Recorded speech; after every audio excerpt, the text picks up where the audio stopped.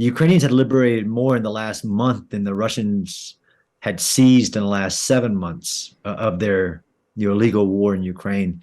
So I can't give you a total number, but it's a huge swath of liberated areas. Yesterday, we spoke about the Russian train potentially carrying nuclear arms. Well, today, reports suggest a video shows a convoy of vehicles carrying weapons heading towards Ukraine, sparking fears of escalation. I'm joined now by Major John Spencer, Chair of Urban Warfare Studies at the Madison Policy Forum, and author of the book Connected Soldiers.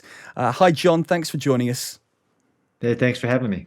So what do we know about where these weapons seem to be heading? Because there are some clear pictures of weapons passing through villages and towns, long trains with multiple units and weaponry on the back. Yeah, there's a couple of depots where they could be heading. But the real question is which of the retreating locations along the Russian front will they try to fill the gap? Since as of this morning, Russians are retreating from both the east and the south areas of these new areas that they claim are annexed. How much actual physical area are we talking about now? Because we constantly hear about these games in the north and the south, but when it comes to actually kilometers, miles, how much area, how much land has been retaken? So it's hard to calculate because the Ukrainians have not stopped liberating land. As of last week, it was well over 4,000 kilometers. It was definitely more. The Ukrainians had liberated more in the last month than the Russians had seized in the last 7 months of their illegal war in Ukraine. So I can't give you a total number, but it's a huge swath of liberated areas. To me, it's not just the square kilometers, but it's also the key logistical nodes, those key cities like Liman that was taken liberated over the weekend. There's so much talk, John, over the last couple of days of this idea, this threat of a tactical nuclear weapon. Can you kind of explain what a tactical nuclear weapon is to us, and the risk that you think that Russia could use one? Sure. So a tactical nuclear weapon is it's just a classification of a weapon system and its yield or its explosive force and its delivery method. So any nuclear weapon is, of course, is a nation's strategic weapon. It will have strategic effects, but tactical means that it's meant for the battlefield. So a very not contained but limited use, trying to cause an effect on the battlefield and win a battle rather than you destroy a nation. So that's where it is. With a risk, I mean, there's always risk, and Putin is really becoming almost an irrational actor and just continuing this war in the face of so many defeats at every level.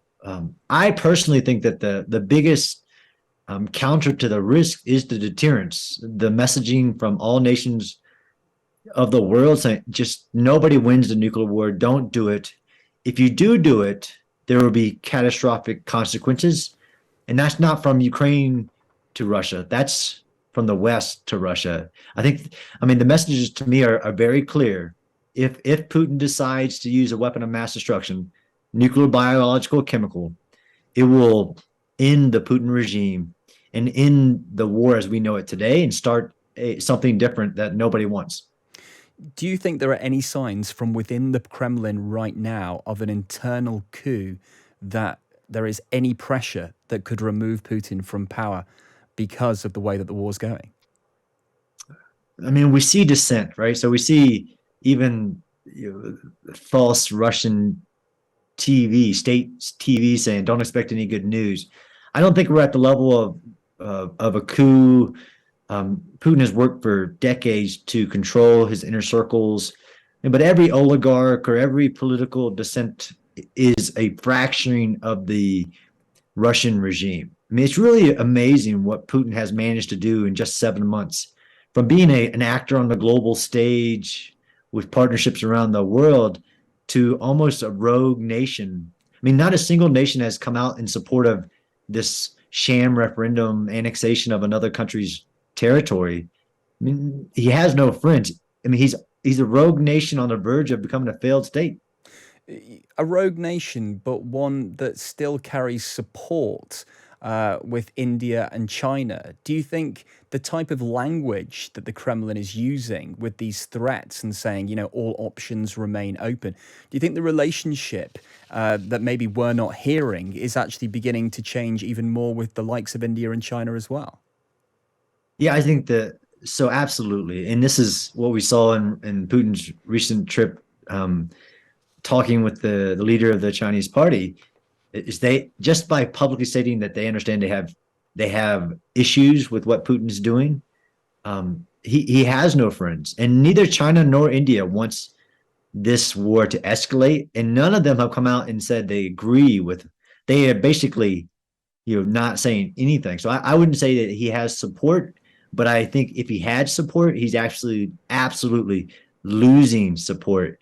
And if anything, if you believe in China's interest of being powerful, they don't want a friend who's weak as Russia. John, thanks so much for your time tonight, joining us here on Times Radio. That's Major John Spencer, the chair of the Urban Warfare Studies at the Madison Policy Forum, and also author of the book Connected Soldiers.